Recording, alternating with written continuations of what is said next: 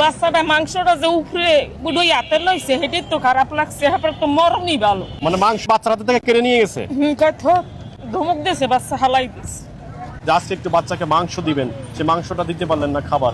আর সে মা বাপ দুর্নীতি থাকার থেকে না থাই ভালো। গরিব মানুষ যে আল্লাহ দুর্নীতি রাহি বড় লোক পাইছে। গরিব পোলা পাইন ব্যাগ লইয়া ঘুরতে আসে, এক টুকরা মাংস দেয় না। সিঁড়ি বাইয়ে 2 তলায় 3 তলায় উড়ি এক টুকরা মাংস পাইবে, তাহলে আর সে জীবনটা না থাই ভালো। বাড়ি বাড়ি বাচ্চা পোলা পায় না আছে, যখন আমরা তো গরিব মানুষ, আমরা তো আর কোরবানি দিতে পারি না। তাহলে আমরা যাইয়ে 10 বাড়ি যাইয়ে 10 টুকরা আইনা বাচ্চা পোলা পাই লইয়া খাই।